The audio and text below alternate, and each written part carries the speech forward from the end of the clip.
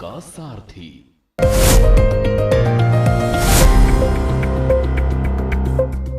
नमस्कार, के न्यूज के खास शो स्पेशल रिपोर्ट में आपका स्वागत है। मैं हूं मनोज मानस। आज हम फिर हाजिर हैं देश विदेश की कुछ खास और अहम खबरों के साथ। आज हम सबसे पहले बात करेंगे रूस के कामचटका प्रायद्वीप के पास आए भूकंप और प्रशांत क्षेत्र में सुनामी के खतरे के। साथ ही देखिए बांदा के आश्रम पद्धति विद्यालय में अव्यवस्था की पोल खोलती हमारी रिपोर्ट, जहां मासूमों को कंकड़ और कांच वाला निवाला नसीब हो रहा है। वहीं हम बताएंगे उधम सिंह नगर में एक अफवाह ने किस प्रकार लोगों के चैन की नींद छीन ली। यहां डर के साए में लोग रात भर पहरा देने को मजबूर हैं। वहीं चलते चलते यूपी के ग्रामीण अंचल के गांव में विकास के दावों की पोल खोलती रिपोर्ट देखिए। चलिए अब बढ़ते हैं खबरों के विस्तार में।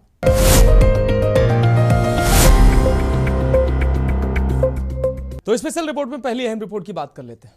प्रशांत महासागर और उसका हिस्सा ओखोत्स्क सागर एक ऐसा क्षेत्र है जो अपनी जैविक समृद्धि के साथ साथ भूकंप और सुनामी से बार बार तबाही मचाता है। 30 जुलाई 2025 का कामचटका भूकंप इसकी ताकत का ताजा उदाहरण है, जिसने 12 देशों रूस, Japan, Hawaii, California, Alaska, Solomon द्वीप, Chile, Ecuador, Peru, Philippines, Guam और न्यूजीलैंड में सुनामी का खतरा पैदा कर दिया। यह खास रिपोर्ट देखिए।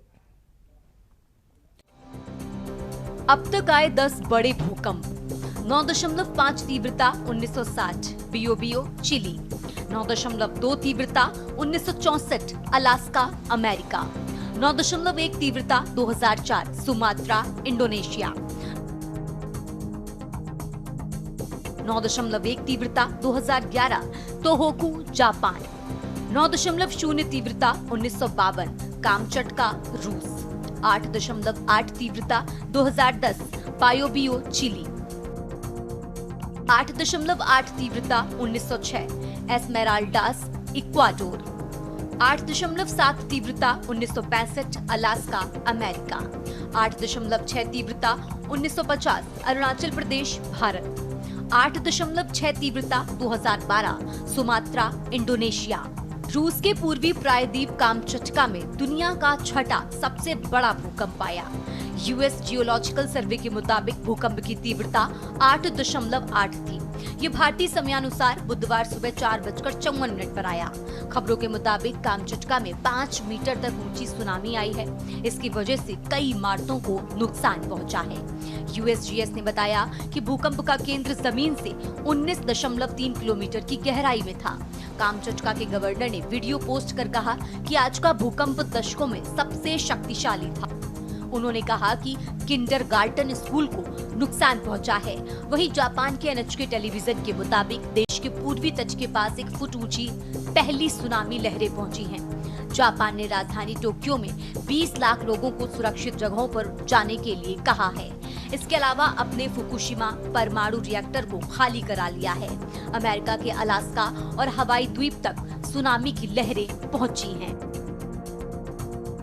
पूरे प्रशांत महासागर में सुनामी का खतरा। जापान के उत्तरी तट पर 40 सेंटीमीटर ऊंची लहरें।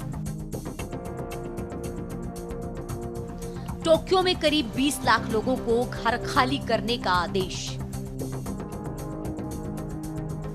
जापान ने कहा है कि सुनामी की लहरें 1 से ज्यादा दिन तक आ सकती हैं। अमेरिका की अलास्का हवाई में सुनामी की लहर टकराई। कैलिफोर्निया में लोगों को समंदर के किनारे से दूर रहने के लिए कहा गया। चीन, फिलीपींस, इंडोनेशिया, न्यूजीलैंड, पेरू और मैक्सिको ने भी अपने तटीय इलाकों में सुनामी अलर्ट जारी किए।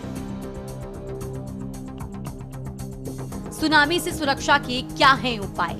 यदि आप तटीय क्षेत्र में हैं तो तुरंत ऊंचाई की ओर भागें। भूकंप के बाद समुद्र का अचानक पीछे हटना या पानी का असामान्य प्रभाव सुनामी का स्पष्ट संकेत हो सकता है।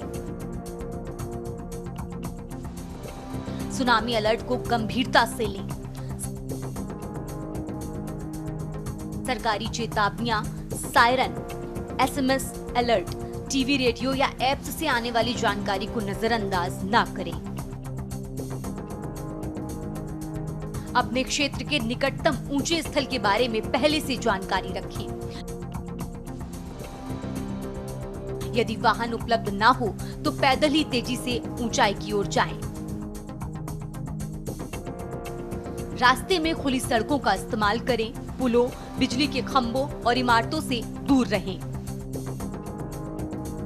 सुनामी के बाद क्या करें? पानी उतरने के बाद भी तुरंत वापस न जाएं। कई बार मल्टीपल वेव्स आती हैं, जिनमें दूसरी और तीसरी लहर ज्यादा विनाशकारी हो सकती है। स्थानीय प्रशासन की ऑल क्लियर घोषणा के बाद ही लौटें। बिजली की लाइनों, क्षतिग्रस्त इमारतों और प्रदूषित पानी से दूर रहें। रूस के कामचटका में आए भूकंप के झटकों के वीडियो सोशल मीडिया पर वायरल हो रहे हैं। इसमें दिखाया कि एक घर में बुरी तरह से सामान हिल रहा। यूजर ने लोगों को सचेत रहने की चेतावनी दी है। एक अन्य वीडियो में एक कैंप में रखा सामान हिलता दिख रहा है। लोगों का कहना है कि झटकों से ऐसा महसूस हुआ कि कोई तेजी से हमें झकझोर रहा हो। झटके महसूस होने पर लोग घर से बाहर की ओर भागे। वहीं रूसी एजेंसी ने कहा कि भूकंप के बाद कई बार 2 से 5 की तीव्रता वाले 30 अतिरिक्त झटके महसूस किए गए। रूसी समाचार एजेंसी के अनुसार कि भूकंप के दौरान एक हवाई अड्डे सहित कई स्थानों पर कई लोगों को मामूली चोटें आईं। अमेरिकी भूवैज्ञानिक सर्वेक्षण के मुताबिक ये अब तक के दर्ज 6 सबसे शक्तिशाली भूकंपों में गिना जाएगा। इससे पहले इसी तीव्रता के 2 और बड़े भूकंप आए थे।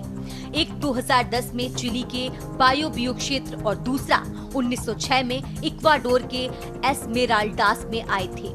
यूएसजीएस के मुताबिक चिली के भूकंप में 523 लोगों की मौत हुई थी और 3.7 लाख से ज्यादा घर तबाह हुए थे। वहीं इक्वाडोर के भूकंप से आई बड़ी सुनामी ने 1500 से ज्यादा लोगों की जान ली थी। ये लहरें अमेरिका के सैन फ्रांसिस्को तक पहुंच गई थी। एक और दिलचस्प बात यह है कि अब तक 5वां सबसे भीषण भूकंप भी रूस के कामचटका इलाके में ही आया था। ये भूकंप 1952 में आया था और इसे दुनिया का पहला दर्जा दिया गया।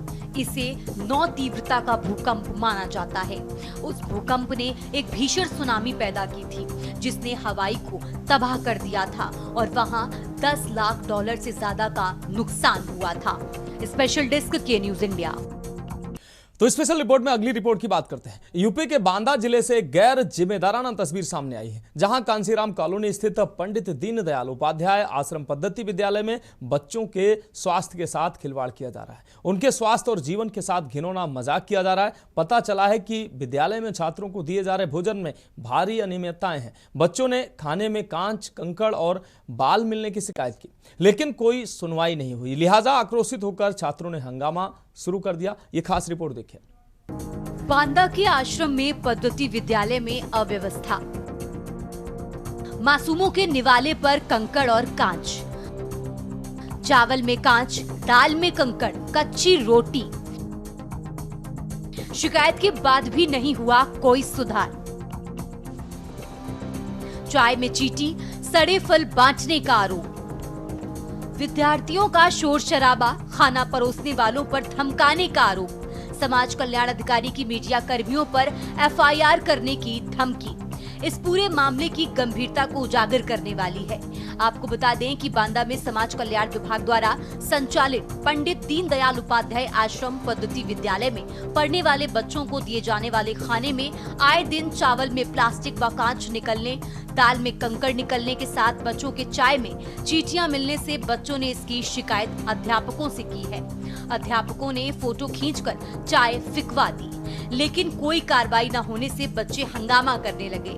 शिकायत से नाराज खाना परोसने वालों ने बच्चों को जमकर धमकाया। मैं सर सुबह पर दलिया खा रहा था तो चाय पीना था, तो मैंने एक चींटी देखी तो मैं चींटी निकाल रहा था तो 2-3 और आ गए। ऐसे तरह कर करके बहुत आती हैं। शिकायत किया तुमने इसकी? हाँ, पी के तो जिनसे कहा है। क्या किया सर ने? सर जी ने फोटो खींचा है और फेंक दिया है। चाय फेंकवा दिया था। खाना कैसा मिलता बेटा? खाना बेकार मिलता। एक दिन सरकार निकली, एक दिन सरकार निकली थी। तार निकला है? यस। मैडम से शिकायत की है? किए थे लड़कों ने, पर कह रहे थे कि कोई एक्शन नहीं लिया। कोई एक्शन नहीं लिया। खाना कैसा मिलता है? वरना सर रोटी जली होती हैं, किसी दिन चावल गीले कर देते हैं, किसी दिन सूखी कर देते हैं। कच्ची भी देते हैं, नाश्ता वगैरह? नाश्ता वगैरह और नाश्ता सही मिलता है, तो उतना सही नहीं मिलता। तो आप नए आए हैं, तो आपको कैसा खाना मिलता है?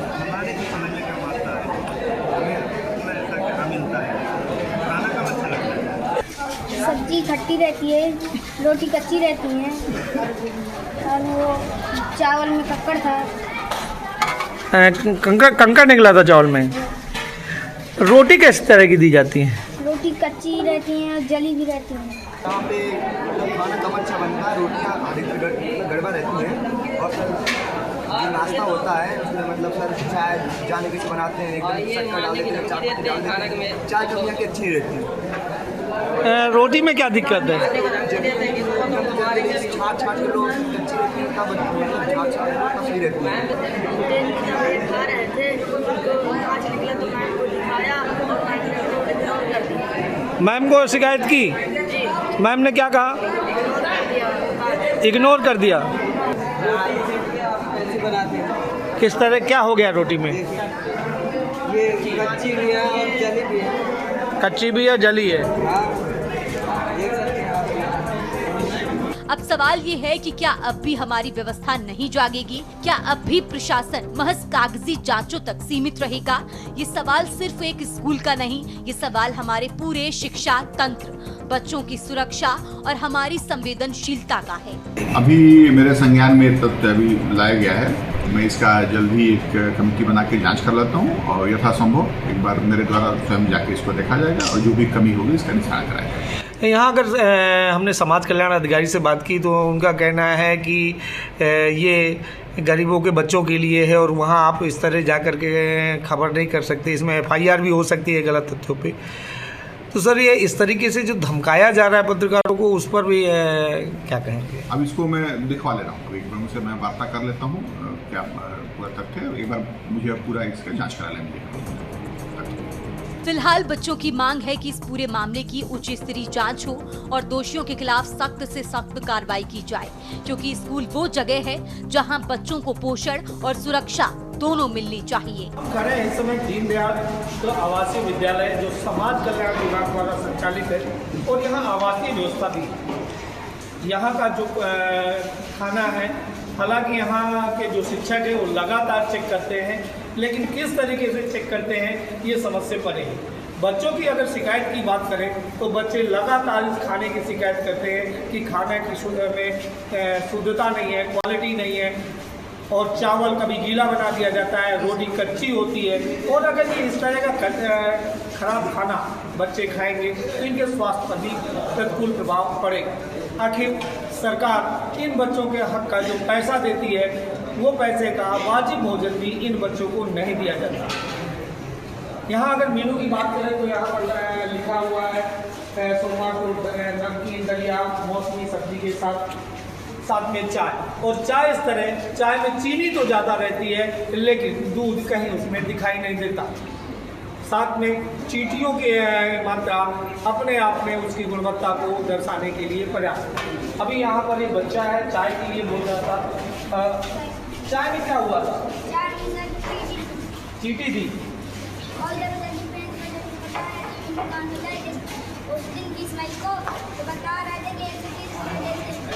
₹120 देते खाने का।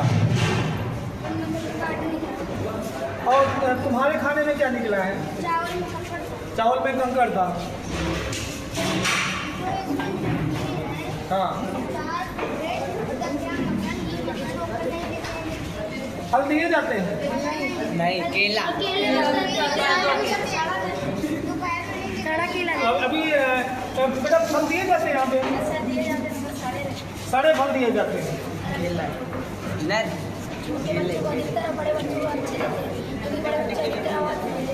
छोटे बच्चे आवाज़ नहीं उठाते तो सड़ा दे देते हैं। अब आप अंदाज लगा सकते हैं कि बच्चे यहाँ फल भी मिलता है, लेकिन सड़े हुए फल बच्चों को दिए जाते हैं, क्योंकि बड़े बच्चों को अच्छे दिए जाते हैं, बड़े बच्चे आवाज़ उठा सकते हैं। लेकिन ये जो छोटे छोटे क्लास के बच्चे हैं, कक्षा 6 और 7 के बच्चे जो अभी हाल ही में यहाँ आए हैं, ये आवाज़ नहीं उठाते, डर की वजह से कुछ बोलते नहीं है, जिसकी वजह से इनको खराब फल दे दिया जाता है। मक्खन और ब्रेड की यहाँ लिखा तो है, लेकिन आज तक कभी मक्खन और ब्रेड यहाँ पर नहीं दिया गया, मक्खन नहीं दिया।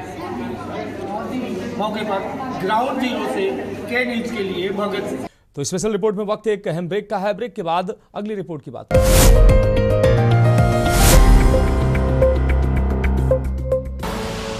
आप देख रहे हैं के न्यूज़ खबरों।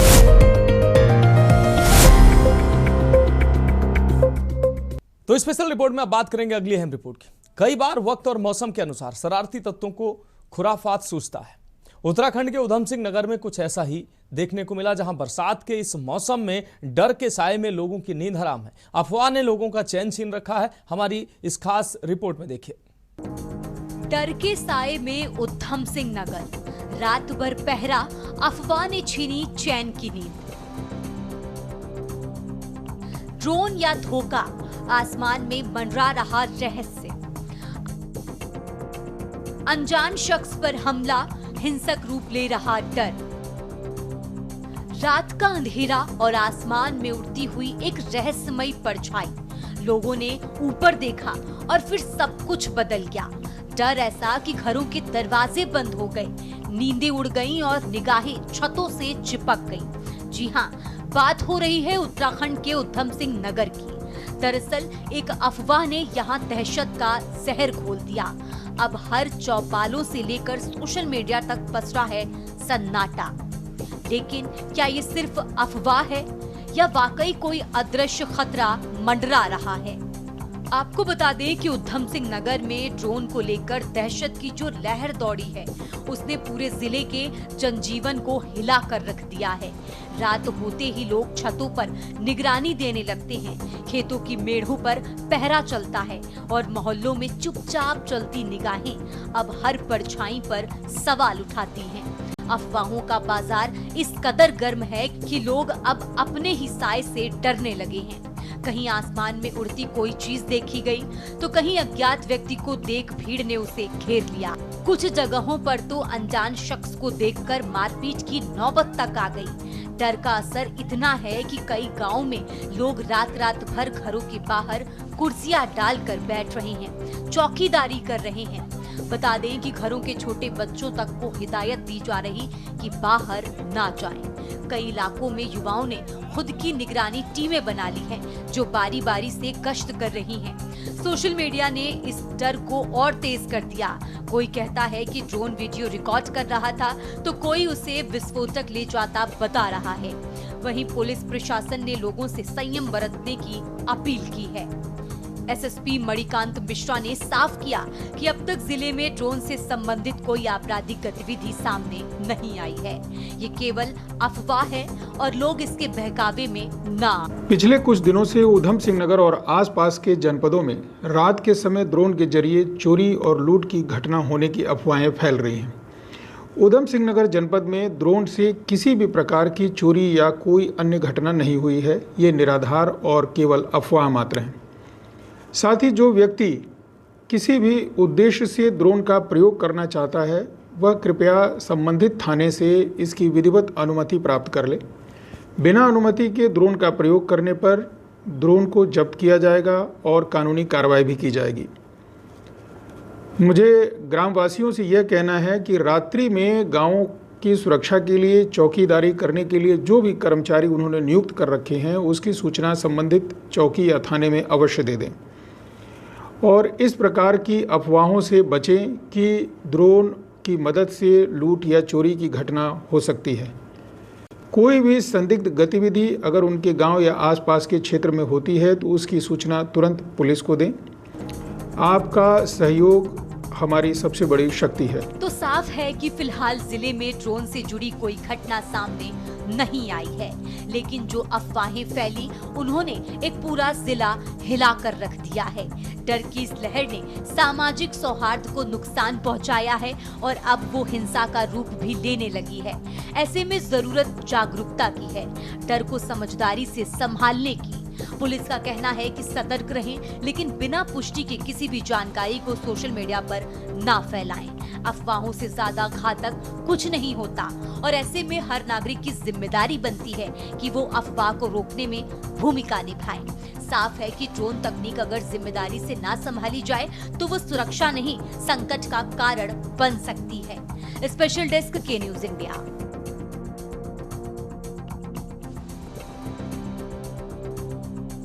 तो स्पेशल रिपोर्ट में बात करेंगे अगली अहम रिपोर्ट की।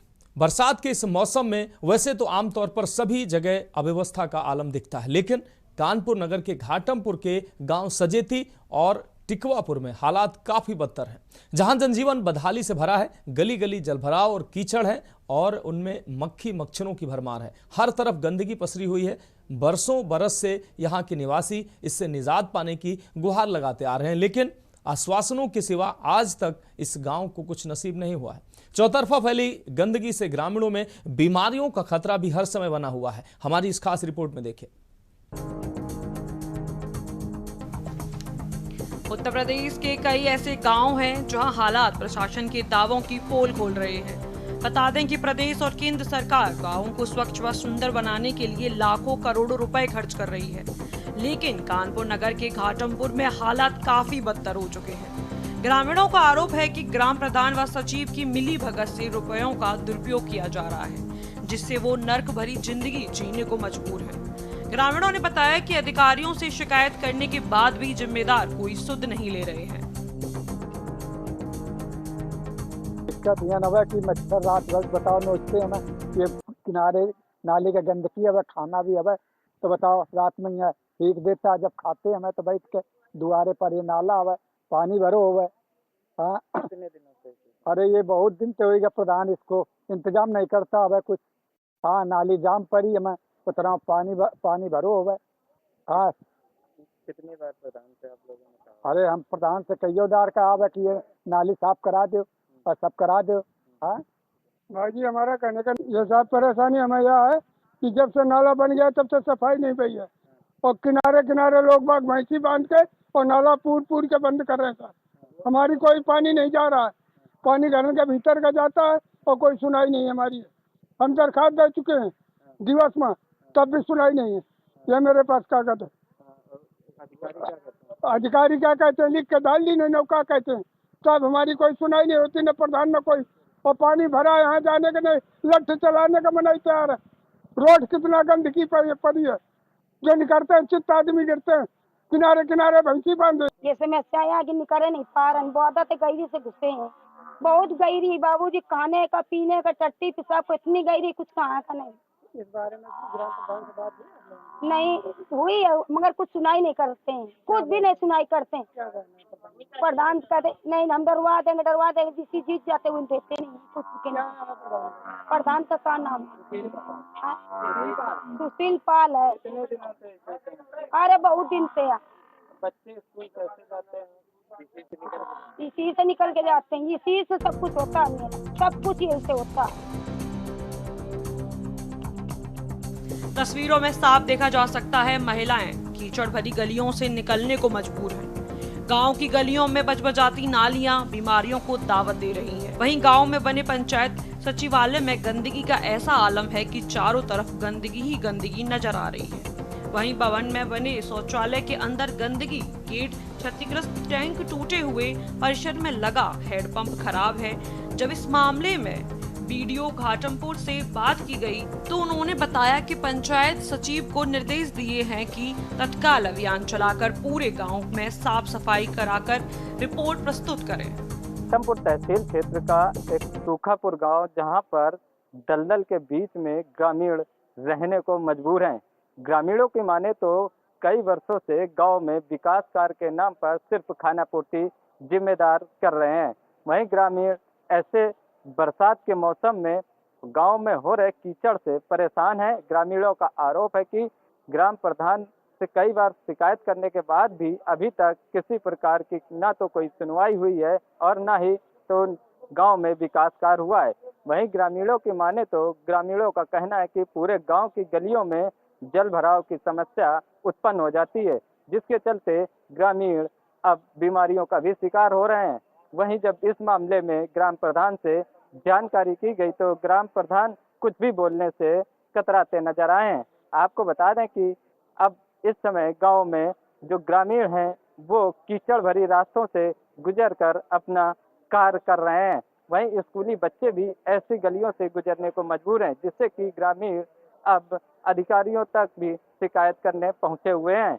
अब ग्रामीणों की आस ये है कि अधिकारी अब ग्रामीणों की समस्या को सुनकर निस्तारण करेंगे या फिर ग्रामीण ऐसे ही दलदल भरे कीचड़ में रहने को मजबूर रहेंगे। घाटमपुर से के न्यूज के लिए विवेक पाल की रिपोर्ट। तो स्पेशल रिपोर्ट में आज के लिए मेरे साथ इतना ही। मुझे दीजिए इजाजत और आप देखते रहिए के न्यूज इंडिया।